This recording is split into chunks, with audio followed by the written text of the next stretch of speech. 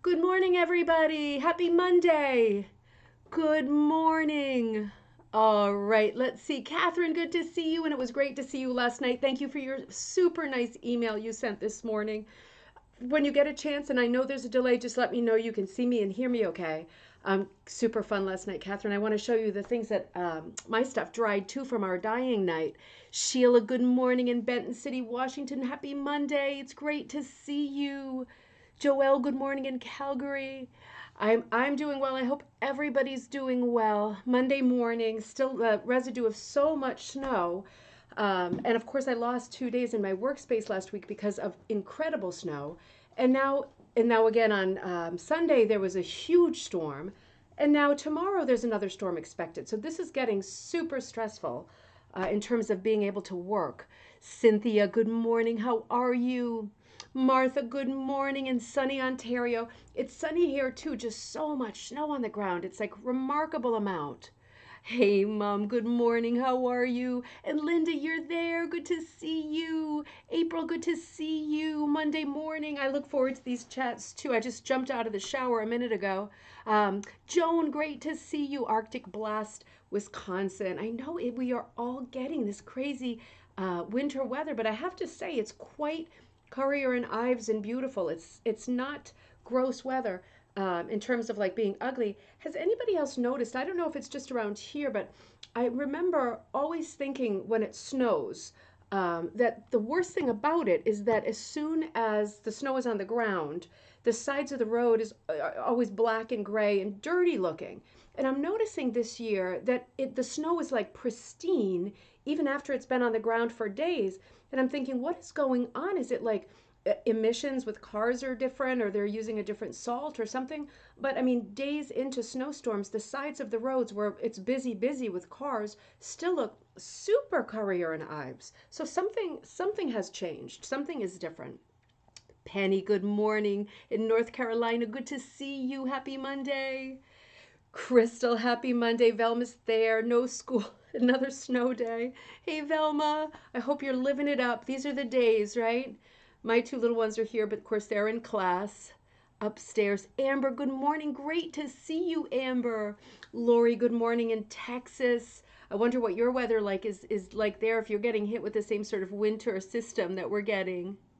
My studio is it's about 25 minutes away in a town called Bethany in Connecticut. And the thing about it is it's only one exit on the highway, and the highway's always great, but then it's just back roads. It's a can't get there from here back road thing, and it's in the country, and it's right next to a horse farm, and the setting is idyllic and beautiful, but the roads are challenging. The kind of roads where you expect to see like a runaway truck stop, that kind of thing. Ups and downs and severe turns, and I've got a little Kia Soul, so it's not the best. So as soon as this is over, I'm going to shoot over and pop as many orders out as I can. Robin, good to see you. Below zero, also Wisconsin. Yeah, I know you're getting the super cold. And Pat has the sun shining. Welcome, Pat. Happy Monday. Tad, good morning. I need to touch base with you this week for sure. Jody, oh, I'm so glad you're on. You and the wieners. Oh, thank you. A different pair of glasses. Still peepers, but different pair of glasses.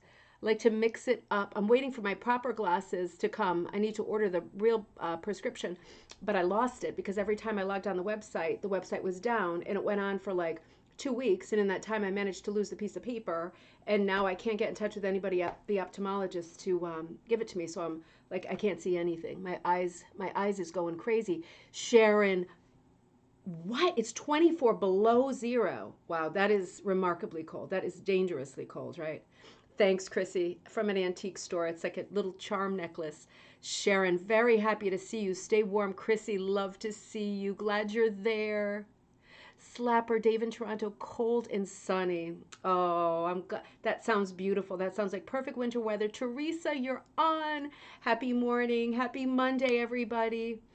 All right. Well, good to catch up. I have so much news for you. Before we get into commentary, it was a busy weekend for me. I hope you all caught. I went on Friday. I went to Granby to my mom's house, and if you saw our episode of Cocktail Time where we did our first trivia game, We did that together, so I was over there. It was super fun. I hope you caught it. If you didn't, the link is just always good. You can always download the trivia sheet to do it. It won't be live, but you can still do the trivia sheet with us with the video and watch the video. So that just is there permanently when you have time to play video. It was just over 2 hours, and I think it was a super fun trivia game. I'm thinking about the kids. And I know me and my mom had fun being together, and I hope you had fun doing it and learned a little bit about general sort of everything. And I did too in doing it and planning it. So that was a lot of fun. And then I had an adventure the next day that I'm going to tell you about in a minute. But I just wanted to let you know also this weekend, last night was a dyeing class. And we had, hey, Karen, good to see you. We had a great time. It was the box of chocolates, February edition of the dyeing class, and it came with the hands, the primitive hands with the box of chocolates. So super fun. So it was, I'm going to show you how my stuff came out. I haven't had time to wind things yet. I haven't been over to the studio yet. That's right after coffee time. But we did a color called candy wrapper.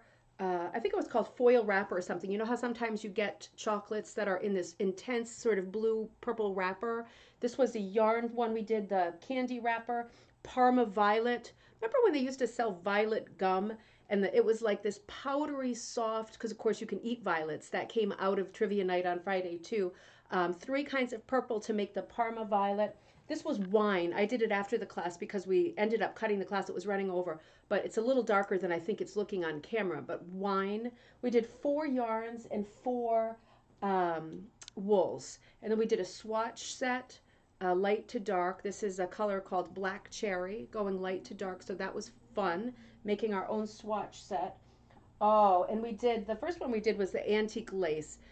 Just a little bit of variation in the pot so you get some disturbance, a little modeling, but very, very light ivory. Good morning.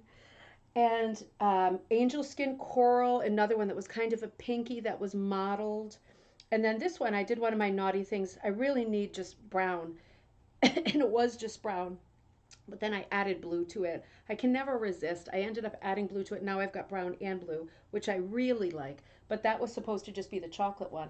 And then at the end, we all put in our silk ties for silk tie dyeing, knowing that you get what you get and you don't get upset. They don't always take well, but mine took really well. So I want to show you mine. When you have a silk tie and you do this dyeing sort of technique with it, you normally get a good effect, but sometimes you don't. And there's no way of knowing that you're not going to. There's also no way of knowing what color you're getting. You know, when you we put in brown when we were doing our dyeing last night, and the color broke because, of course, it's a chemical. Natural colors don't break, but chemicals do. And it broke immediately into a navy that was like more toward like a cobalt.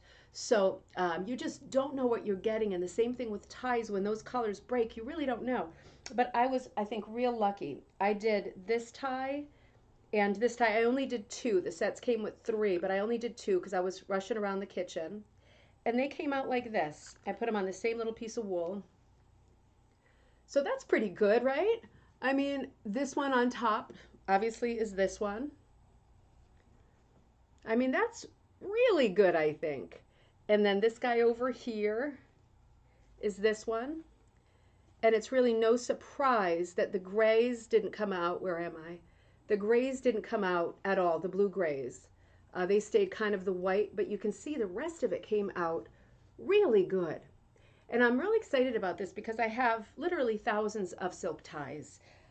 There was something wrong with me for a few years and I just couldn't stop hoarding them.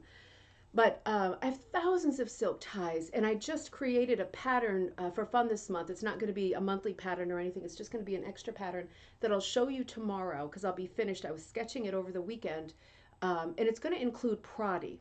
And I'm hoping that with the proddy for all of the kits that I put together, I'm going to use I'm going to do a lot more silk tie wool projects, dyeing projects. And I'm hoping that with that kit that you'll be introduced to tomorrow, that much of the proddy part is going to be printed ties right on wool. So, you know, when you get that feeling, whether you are, thanks Penny, whether you are a quilter or a hooker, sometimes you have a piece of material that you love so much, you find it really hard to cut it. And in this case, using proddy with something like the silk necktie dyeing is a great solution because you don't have to cut it. You cut it into the big leafy shaped pieces that pop right through, and you're still able to maintain and keep that pattern. So it's super fun. Thank you so much, Amber. Yeah, there were pretty colors, really pretty colors came out of it.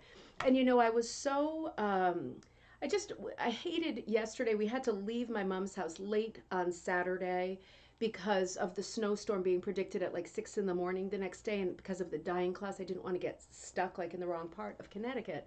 So we took off, and it turned out we could have easily made it back in the morning and had another night comfortable sleeping in the really comfy beds at my mom's. But we did only one night, and we came back and did the dye class. But yesterday during the day, I was so sort of bummed out. I couldn't get to the studio. I could only get so far with getting orders out. And I worked on a different project that I'm going to show you right now. It's available as of right now as a kit. Oh, Gene Shepherd must have a proddy book, right? He has so much. He's done so much writing. I'm going to have to see if I can find that. I have his dyeing book, of course, Prepare to Die, I think. But I'll have to look for his proddy book. I really like him. So I worked on another project, and this is it. You see this little thing back here? I didn't have any of my backing fabric. I just had a bunch of scraps laying around the house because everything else is in my workspace. And I had burlap. I didn't have any normal backing, any nice backing. But I did this yesterday real fast, and it's a mug rug. So thanks, Amber. Yeah, you know, you usually do get a good pattern from your ties. And again, when you don't, it's just not your fault. It's just the tie is not giving up its color. And there's nothing you can do about it. You can add all the citric acid, or vinegar, you can add all the heat you want, and it's just not going to give. So when that happens, it's a bummer, and there's no way of knowing by looking at a tie or the texture of the tie or the shine of the tie. There's no way of knowing. Some ties do great, others put up a huge fight, and there's no way of knowing.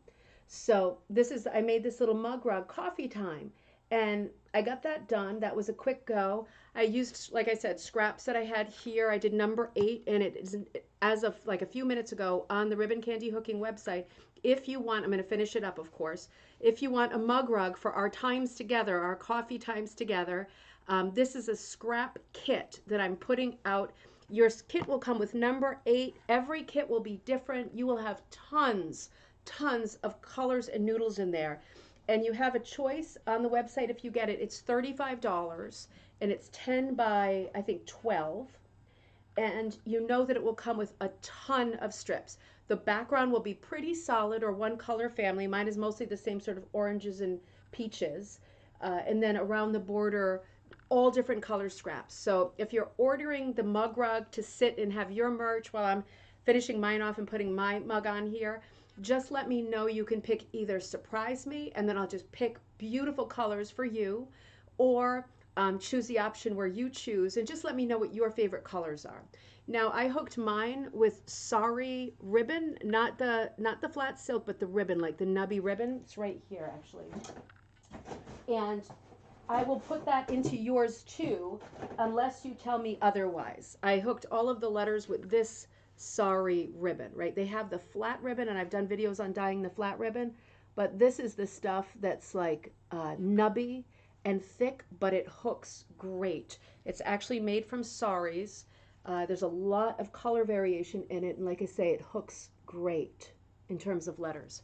So something to think about. The mug rug, that was just, I needed to do something with my hands because my brain was going crazy worrying about when my door wool was coming so I could finish getting the Klimt kits out, and there's still people ordering the tomato kits, which is great, and the door wool came today, thank goodness. So on Saturday, I was still at my mom's, and she's about an hour from the Berkshires, so I did the Berkshire Mountain Range in Massachusetts. And so I found on Facebook Marketplace a rug that I really wanted to pick up. And when I'm there, when I'm at my mom's, I'm only like an hour away as opposed to like 2, making it a 4-hour drive back and forth. So I thought, oh, I'll zip out and I'll grab the rug. So I zipped out, and it was one of these adventures where the lady the night before said, okay, just let me know like what time you're coming. And I said, I'll write you in the morning, because I had my eye on the weather.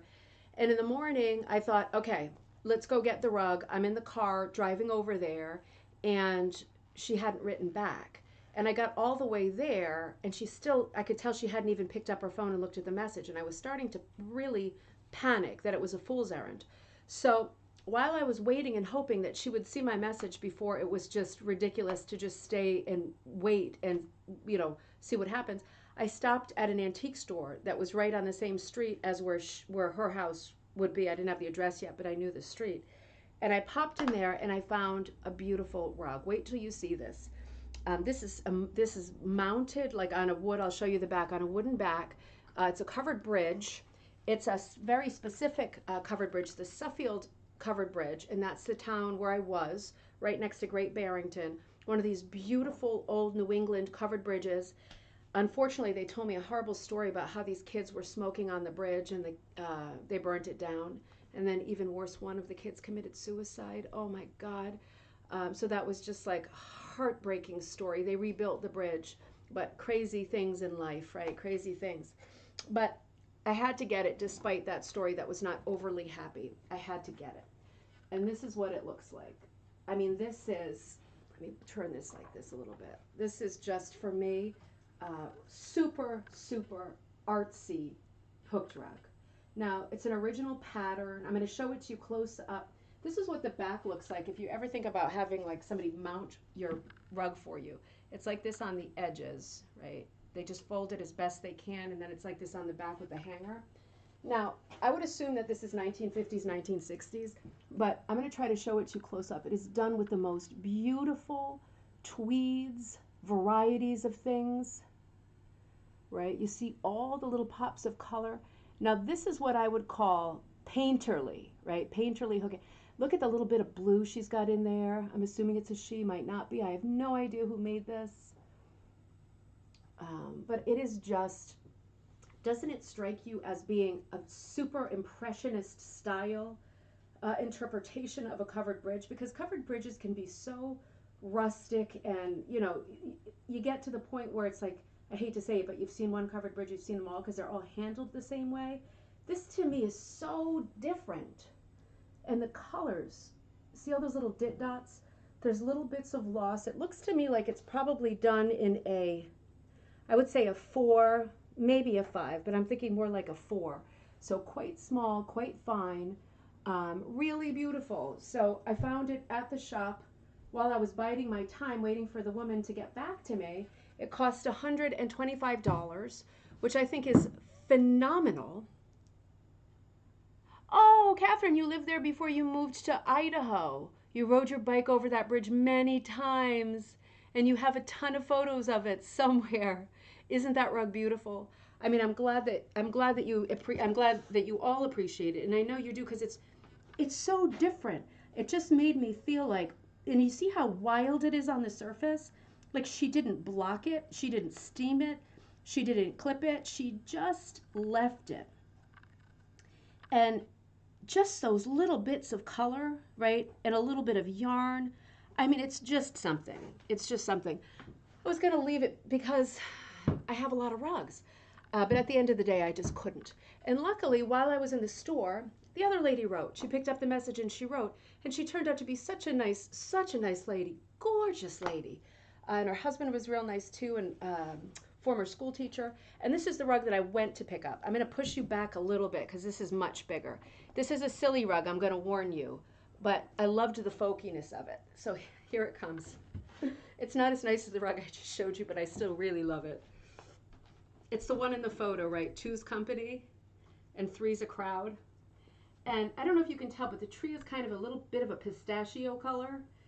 And there's a lot of color variation in the back. So this really says to me, this is on burlap too, and it's also mounted. This really says to me, I am an older rug, probably mid 20th century, maybe a little bit earlier, done with a lot of tweeds. And whoever did it ran out of background color quite a few times and just switched it up. But they made it work, right? So that's making it work. That's what folk art is, isn't it? And let me show you the back in case you're interested. I don't think it's the same person who backed it. This is much bigger. It's almost like finished with fabric on the edges. And then it's got that central support again. It could be the same framer or whoever. And that one was I think one was 135 and one was 125. So, I don't usually go around spending hundreds of dollars on the weekends, but as you can see, I found those two rugs within 5 minutes of each, 2 minutes of each other. And how could you choose or how could you pass either of them up, right? They're both so special. Um, love, yeah, the limited color palette. I know that's what gives it that really folky look. So I'll see how it goes. I'll see if I want to keep either of them or both of them long term. And you know what else? One more thing before I get into commentary. In the same antique store, something exciting was there that turned out to be not as exciting as I thought after we tried it out last night. But I'm going to be working on some patterns with velvet.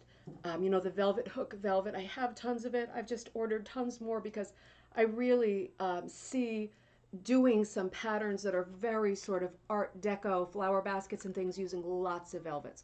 So the question becomes, if you have worked with velvet for hooking, the thing is the cutting of it, right? You cannot run synthetic stuff through you, and this is synthetic because it's stretch, through your cutters or you'll spoil your cutters. So you can't do that. When you cut them with the scissors, it's pig's breakfast of glitter, sparkle, linty stuff in the air for all eternity. It's like glitter, glitter.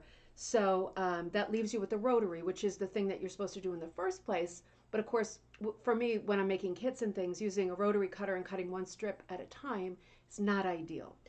And so, boop, ba-doop. Has anybody ever had success? Again, this is like an older thing, but there's like hundreds of them on eBay. Using a rolling food slicer to cut anything. And the reason I ask, because we tried it last night and it didn't work.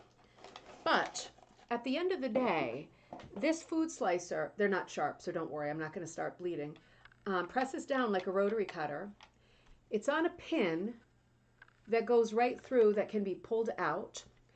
And it's made up of 5 blades that are obviously on the pin in the center. And I'm just thinking for myself, and a thought for you too, if you're more mechanical than I am, um, couldn't it be possible, to be continued, couldn't it be possible in theory to, I'm not going to fool with it too much, but it does completely, there we go, come out. There we go. So the pin comes out to do something like this, but with rotary cutters, put them back through the pin. Now, as long as they clear this surface, right? I mean, because when they're in your rotary cutter, they only clear it by a milli centimeter anyway. But as long as they cleared this surface, isn't it possible, don't you think in theory, to get blades into this, to come through this cutter like this? I'm just saying, I haven't evolved this idea yet, but I wondered if anybody else had done this. Because it seems to me, for people that don't enjoy just sitting and cutting, that something like this that already exists might be a solution. It's a to be continued. Yeah, I'm going to try it soon, Sheila. I'm going to try to rig it so that it has 5 blades in there, because then, of course, I'll get 6 strips at a time, which would be a great improvement on one. We'd be partway to the Sussex cutter, wouldn't we, if we could figure something like that out? So I will keep you updated on that. That is a work in progress, but it's a possibility. There's a glimmer of hope of doing multi-cuts. I have other stuff that I cut my other fabric with, but for fabrics that I don't want to use my cutters on, like velvet, this could be a thing. So I will keep you updated on that. Now, let's move on to some commentary before it gets ridiculously late. Now, what did I do with that? I'm sitting on it. Cheticamp book. So let's go back. Let's travel back to Canada together. I know I'm going to have more things to tell you. Actually, I have one more thing to tell you. Friday night, this Friday night, we have our regular cocktail night. Next Friday night is bingo. So regarding next Friday night, I'm going to have those cards up for sale early. Kira said she would help me with them, and I really appreciate it, because you know how much trouble I have with those bingo cards and with anything that involves the computer, even just the word program.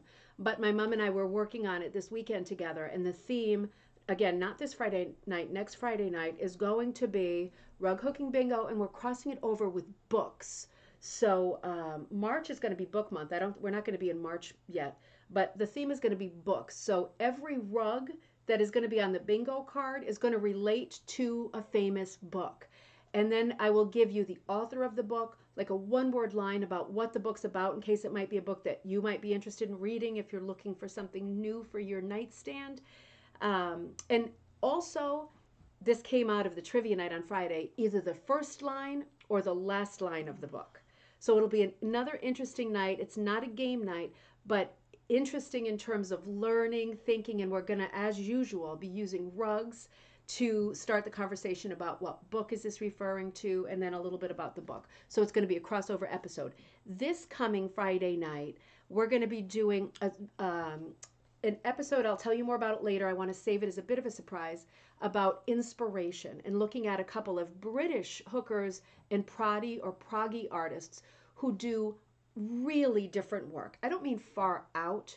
I mean different. Still very traditional, but very different and very personal. And we're going to be talking about how you can design and how you can pull on your ideas, your experiences, things that are inside you, and get them out as an original design. So not a mini composition class or anything like that, but you will have an opportunity on Friday to have a little sketchbook in front of you, and I'm going to put on the website a little download first to help you with a little fun drawing game that we're going to do for like 15 minutes on Friday in the middle of the Friday episode, which will be on inspiration and on modern sort of contemporary rug hooking designers and punchers who are doing really different and personal work. So very inspiring. So those two things are coming up. And in the meantime, just for a few minutes, let's head back to Canada.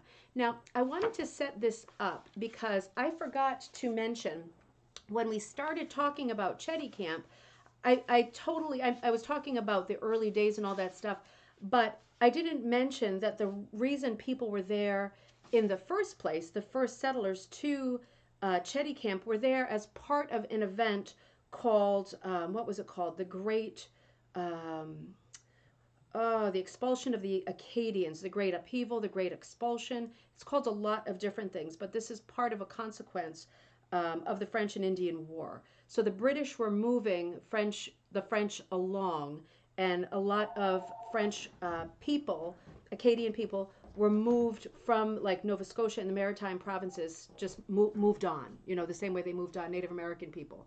A consequence of war, consequence of fighting, consequence of sides, but people were moved on.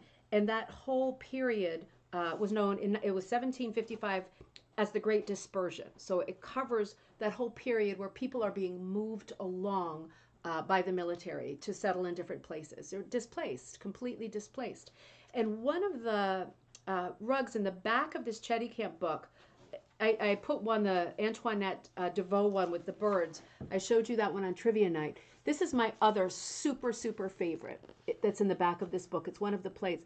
And this is of the Great Dispersion. So this is a 1755. This is a depiction of 1755 soldiers moving the people along. And these people are going to settle in Cheticamp. Now, isn't that a phenomenal design with the boats in the foreground? Younger people, smaller people, bigger people, grown people, and then soldiers, like a bar, like a row, moving them along, pushing them forward. I just thought that was such an interesting rug to have in this book because it's a very traditional book, but it's a great hat tip to why Cheticamp is there and why people were there.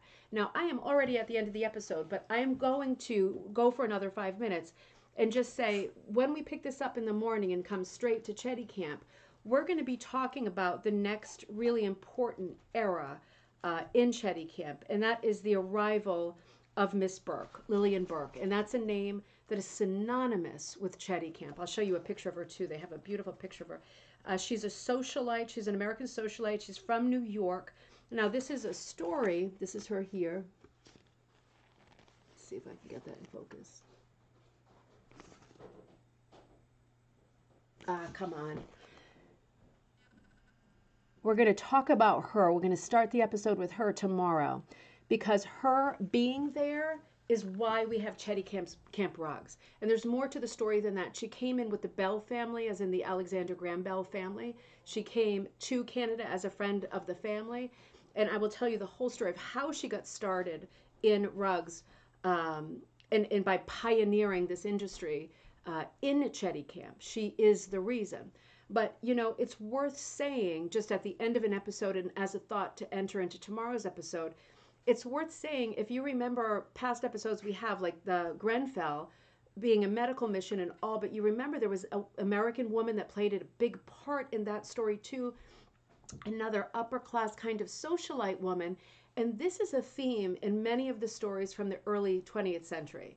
So we get these stories a lot where you get a very upper class person, whether it's a man or a woman, who's doing some kind of huge, overarching, creative, artistic project to make life better for other people. And you can't call it charity because they make money too. Like she made 10%, Lillian Burke, on the rugs. She made 10%. So it's not like it's complete charity, but it does make you think, why did this happen? Why in the early 20th century is this such an overarching theme? And I want to leave you with the idea, and it's just an idea, it's just my opinion, and maybe your opinion's different because you know different things or you feel different things about the way history plays out. But I would just say to you, when we're looking at the beginning of an artistic community like Cheticamp, and it's being pioneered by a woman of, you know, some standing, an artist and somebody from one of the upper classes, another American. This is probably happening, in my opinion, because historically, when you are looking at the setup and the lead up to this, you're looking at the years after the American Revolution. You're looking at all of these great barons of industry who had families and daughters with a lot of wealth. They had bought their titles, meaning they bought their pedigree from Europe. So they were buying legitimacy in the best way they could, and they had all the cash in the world. And this generation, if you live in places like around Rhode Island and you know Newport, or there's a place near you where there's a great demonstration of post-industrial age wealth from these men who created industries, new industries that didn't exist before, that ostentatious late 19th century, early 20th century wealth, an era that seemed like it would never end in terms of consumption, borrowing from other cultures. It seemed like it would never end, but it did end. And think about what, I'm not going to make it into a test because we're at the end of the episode, but there is one event that really stands out, and it's in 1912. We touched on it in trivia night, that ends this era of me, mine, me first. It ends this era of thinking. And that is the sinking of the Titanic in 1912. As soon as we hit that landmark in history, people are different. And the reason that people are different is because almost every wealthy family, with hardly any exceptions, lost a family member that day, and sons, and some multiple. And it changed the world. If you remember in trivia night on Friday, we talked about the first ever car race, like Indianapolis 500 car race, was the year before in 1911. It was still that era of crazy, wild, raucous spending, high living. All of a sudden it ended, and people were very, very, very serious, and people sort of got their priorities straight in a flash. You see it just turn in 1912. And when you get a few years past 1912 into the 1920s, into the teens, the 20s, you're seeing a lot of people who are from upper class families who want to do something with their life other than exist and spend. And that, I think, is the reason why we see so many people getting involved in these sort of cottage industries and moving to a remote place, a story we keep hearing again and again and again, to try to make life better with their talents or skills and their capital, make life better for other people. And it's not charity, it's just that the world changed in an instant. And when it did, these people, I think, realized, how many car races can one have? How many horse races can one have? How many parties can one have? And they started to think about other things to do. And that brings us to Grenfell, and that brings us to Cheticamp, and there will be more as we go on. But let's start tomorrow with the life of Lillian Burke, as an artist, as a woman, as someone so independent, but who had it in her to be helpful and to make herself useful. And I think that's the background that she's coming from. So we're going to start tomorrow with her and talk about how her influence, her creative influence, and her personality as an organizer, just as a kind, sincere person, got her into a place where she could launch this community and really boost the economy for everybody in Cheticamp who wanted to be involved in rugs, they all finally could have the second income to think about. So life changing. We're going to start with that tomorrow. And in the meantime, have a great day. I won't get to this today. I've got to go get some Klimt orders out because there's tons and tons and tons. I'm on the second wave. The door wool came on the back doorstep. I can see that. I'm going to finish some dyeing, get the Klimt orders out, and I'm going to be snowed in again tomorrow. So I will see you tomorrow. We're going to pick up with Miss Burke, and we're going to talk about how she steered Cheticamp. Have a great. Oh, this goes really well with this mom, does it? And look for the, if you want the mug rug too, it's a great bargain, 35 for something this size, and it's going to come with tons and tons of wool. Let me know if you don't want me to cut your wool at all, of course. Let me know, because otherwise I'm going to cut it to an 8.